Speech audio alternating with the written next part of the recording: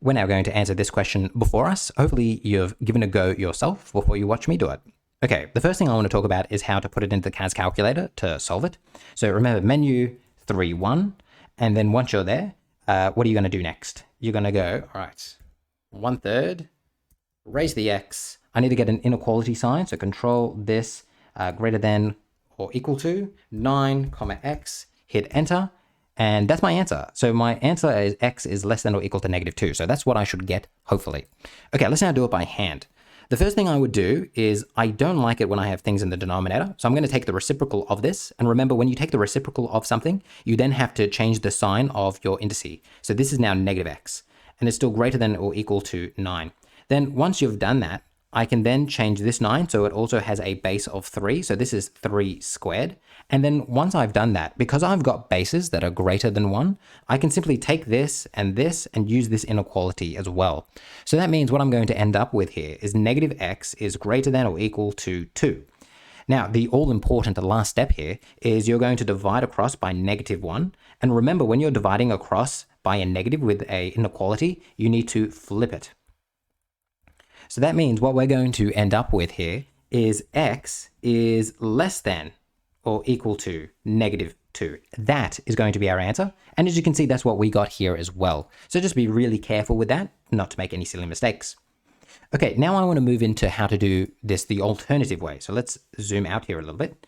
We're going to talk about the alternative way to do this. So you don't have to do it both ways. It would actually be silly for you to do it both ways. You choose one way to do this. The alternative way to do this is to give this a sketch. So we come here and we're going to give it a sketch. Okay, I've got 1/3 of x. Now it's actually easier, I think, to look at this version of it because I've got this negative, which tells me that I'm reflecting it across the y-axis. So this here is y is equal to -3x. Whoops, 3 -x. 3 -x. So the negative in front of the x tells me that I'm reflecting across the y-axis. Now, you have to think for a second, what is my y-axis intercept going to be? Well, if I was to let x be equal to 0, I'm going to end up with 3 raised to the 0, so it's going to be 1. Now, the reason why it's important that you think about that is because now when I come to draw in y is equal to 9, I know it's going to be above the intersection point right here. So this is y is equal to 9. Okay, now, once we've done that, I need to find where it intersects. To find where it intersects, I simply set both of these things equal to each other. So I take this, negative that, I take that, I set them equal to each other, and now I solve for x. So this is 3 squared. This is going to be -x is equal to 2. Therefore, x is going to be equal to -2. So that means that this point right here is -2. Now, what the question is asking is where is this, so my orange line, greater than or equal to the green line?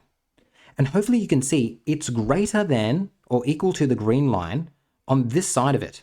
Like when x is less than 2. If I put in a number less than -2 rather, less than -2, do you see how I'm going to end up with a y value that's greater than 9?